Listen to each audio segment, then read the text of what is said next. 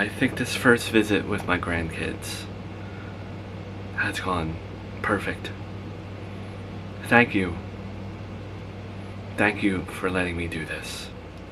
Thank you beyond all thank yous. This is a dream come true. I know to make my whole life around my grandkids is kind of silly, but it's all I got.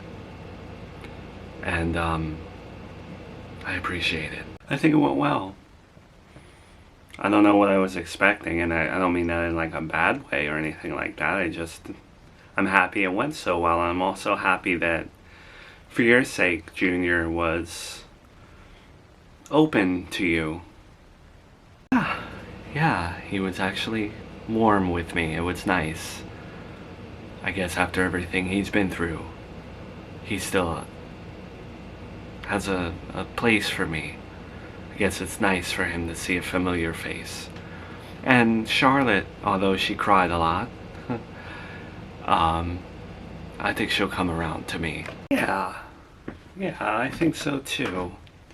I think Charlotte's just different from Junior, and just she had very different early life than him, I guess. Well, the way you have her here, you know, with all the security and not going out much, I can understand that. Well, I don't think having too much security and having a protective life is a bad thing. I think a lot of people do it, especially given the way the world is nowadays. It's not the way I remember it growing up, where you could just be outside and not worry so much. I didn't mean that as a slight.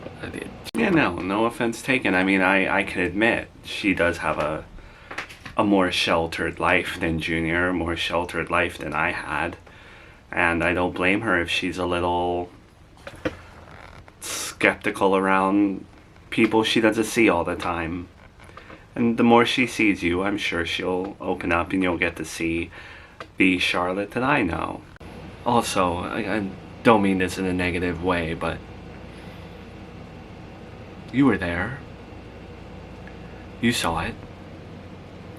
Junior asked about his dad the second that he saw me.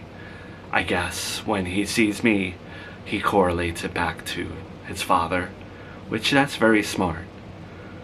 But, does he ask for Joey that much? Because it was like every other sentence. Not that he says a lot, but yes, I'm well aware of how much Junior asks about his father.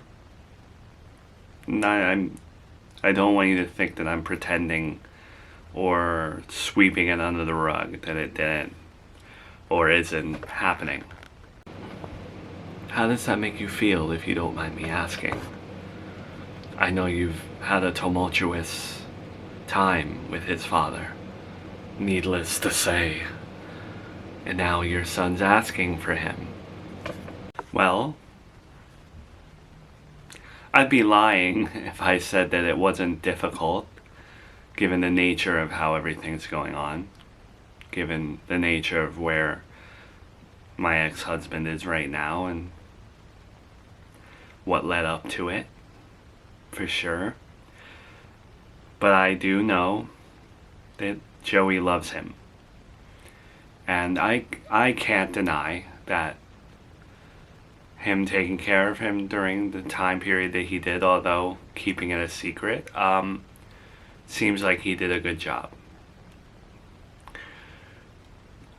I'm under the notion that forgiving and forgetting and trying to let go of the things that hold me back is what I'm doing.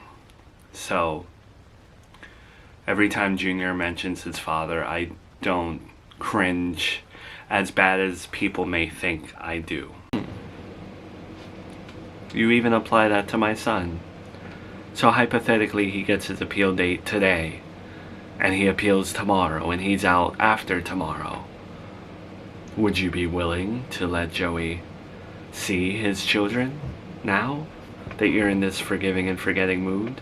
Yes. The only one I am not applying it to, with the exception of a coworker that once tried to kill me, is my mother.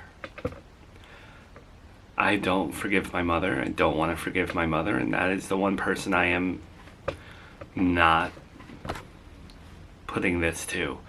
When it comes to Joey, he is my children's father, and I'm well aware that my life is a lot more difficult when I'm restricting him from his kids. He is in prison though right now, and innocent until proven guilty. And I understand the circumstances where he's in jail mostly because of how he spoke to a judge. That's not easy. You know, like, to see him right now, like, to want him around my kids in this state, but I am open again to him being a father. Right. Please, do not mistake that for me pushing you. I am not here to vouch for my son. I'm not here to vouch for your mom. I am just grateful that you allowed me to see my grandkids, and I hope to do this again. Mel, based on how today went, you will do this again. And I hope it can stay this way, because I just want peace of mind. You know, it still pisses me off, because I know she was meeting with her mother-in-law today to let her see her grandkids and stuff, and it just pisses me off that you're here and she's giving you the cold shoulder, like, for no reason. And I told her this, like, I did stick up for you, Mom. Yeah, I'm aware that I really don't have much to my name anymore. I have nothing to really help you with in my life, so I do feel as though you're helping me from a genuine place, expecting nothing in return. You're actually acting like a daughter, and I appreciate that. That means the most to me right now. Maybe she wants to see you take more initiative or something, you know? Like, who knows how Miranda thinks? Maybe she just wants to see, oh, you know, how can I trust this woman around my around my kids if she's not even, like, making an effort to come see them, you know? Maybe she's looking at it like that, like, you know how, like, employers respect someone who brings in, like, a resume because they did the extra legwork. Maybe you need to just show up at her house and what, have her security take me away. You know what I learned in my life at my young age? This world doesn't give you nothing. Your story, like, when you feel bad for yourself, no one's gonna care. And all the stuff, like, I go through that I'll tell people about, nobody cares. You know? No one's gonna give you a job. No one's going to find you a partner. No one's gonna give you happiness. Squeaky wheel gets the grease. And I think that applies to your grandkids as well. You know, you have to be the squeaky wheel. Look at Mill. I really, at this point, at this stage in my life, whether you want to diminish how much time I was in prison, what have you, I know you're not, but I'm just imagining what Miranda would say. I don't want to feed into her. I don't want to give her that satisfaction. I'm too grown for these games. I'm not entering the reality show of custody battle for my grandkids. I'm done with that. Okay, but that's another thing that I learned too, and that's something your generation's really bad with. Pride goeth before the fall, Mom. You have to put your pride aside.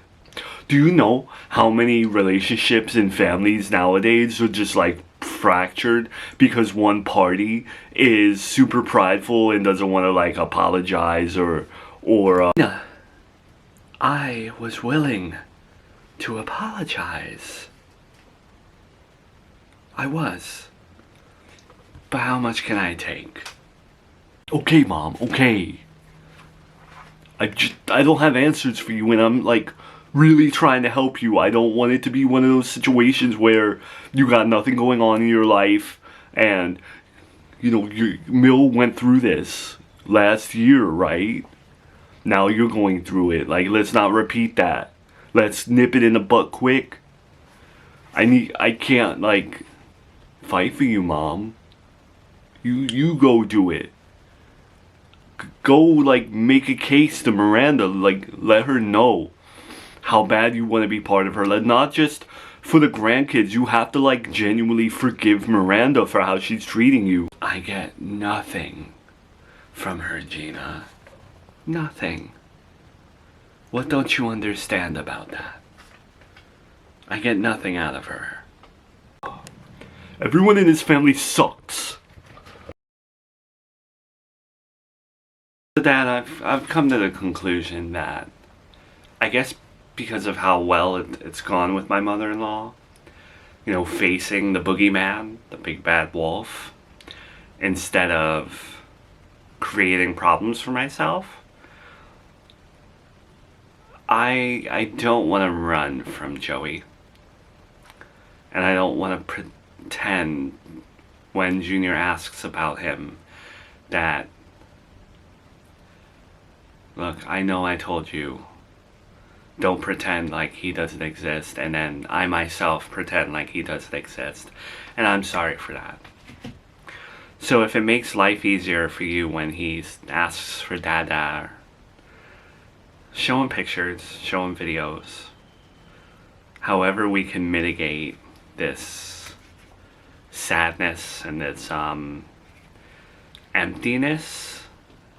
So what, you actually coming around to the idea that when Joey gets out of prison, if he wants his children in some form or fashion, are you actually open now about possibly giving him that? Or being more flexible with it? Give yourself a little less problems. I don't know. I said that to my mother-in-law too. I don't know. It's like, I want Junior to have his dad. But at the same time, I get such fear. Can you imagine him coming over? And I have this castle, pretty much. This secure castle with security guards. And then I just hand my kids over to him on like a Saturday where there's no security. And then what if he doesn't give them back? Oh, come on now. He'd give them back. He can't be that stupid. And believe me, he learned a lot that last time that he was in prison. When he came out, he was a reformed man. This time around, I heard it's a lot worse. So, I think he'd just be grateful to see him at this point. But let me not speak for the man.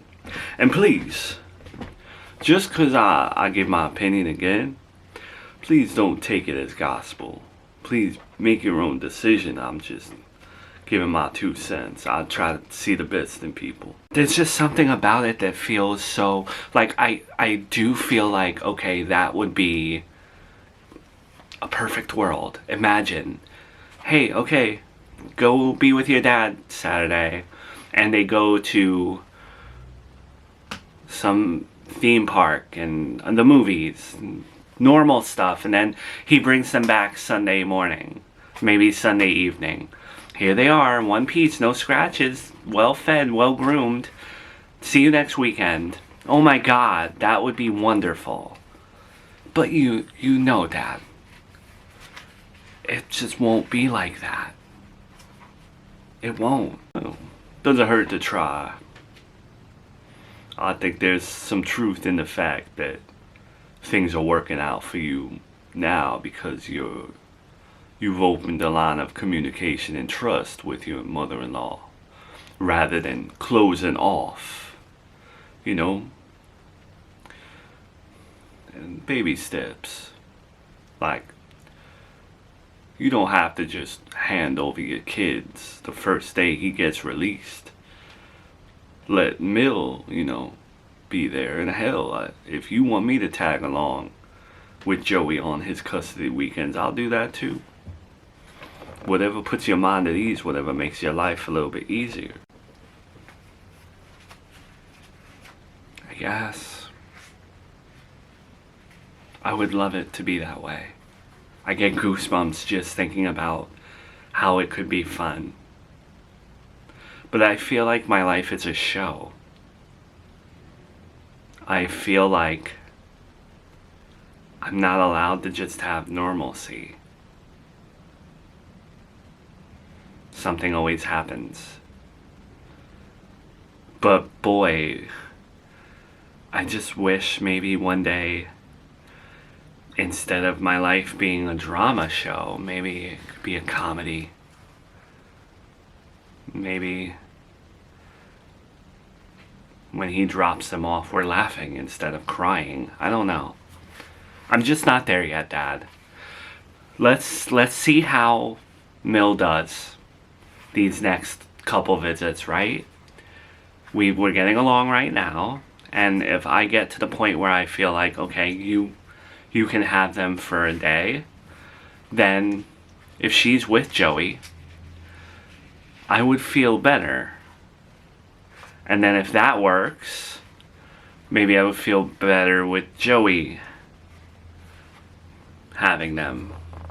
Again, Miranda, I'll give my advice, but don't ever feel like I'm pressuring you into doing something. I could be wrong. I could be full of it. But baby steps. And the beautiful thing is you get to define what those baby steps are, but I do feel like you have more conflict when you're not taking any steps at all. You want to reduce the conflict, at least have some form of communication. Think about it this way. Those times where Joey wanted to see his kids and you said absolutely not, nothing. What happened after that? More conflict. But what if you had just said, you know what? You can't physically see them. You could FaceTime them. Might have reduced the conflict by 10% at least. I'm not trying to start any conflict, Miranda. I'm really not. And I know last time I was here, I got on you and kind of quote unquote put you on blast or whatever. Like, I'm not trying to do that. And I don't want to come off as disrespectful. I just talk a certain way. But I'm coming to you now like, just begging you. Just at least talk to Mom. Give her something. I swear she's better. Can I just ask, why do you care about Mom all of a sudden? I know you go through your fluctuations and 1 minute you're this, 1 minute you're that. I get you, Gina. I get it. But this time around, like, Mom has nothing. She can't, there's nothing to give you later on. She has a small place. You have your own place. She doesn't have a lot of money. Why are you helping her? What do you care? I am at the point in my life where I don't want conflict. And I'm not scared of anyone. And I believe that if anyone tries to take my kid, just as you did, there's more power in letting my enemies stand before me and letting them try and fail. Which, look, you tried to take my kid. I'm not trying to throw it in your face, but you did. You failed, and here you are, and I'm not afraid. So I am trying to avoid conflict. You want to know why, Miranda? It is pathetic. But the periods of time where I like disappear and I'm like not part of your life's narrative, no one checks in on me. I'm forgotten. And I feel that way. I'm not trying to throw a pity party right now, but my life, the last couple months, I've had nobody. And maybe that's my fault. I push people away. I'm very hard-edged. But, like, I've realized without mom, without you, and I hate saying it, but I don't have many people. I think one thing we all have in common, like, outside of you, is that none of us have any friends. You're the only one with friends and a life and a career, and yeah, I'm jealous of you at times, but like without mom, like she really is the only one that puts up with me. So I'm trying to, like, while she's here, while she's healthy and not dying or something, like I'm trying to give back a little bit here. I'm not perfect, but I'm just trying to, like, help her. Can you at least give her an inch? But, and a very big but, I get to pick and choose who I forgive and forget. And I'm gonna keep saying this. I said it to my mother-in-law, and now I'm saying it to you, and I really want it to stick so we don't have to have this repetitive conversation again. And I hope you can be inspired by this a little bit. Just because she brought me into the world,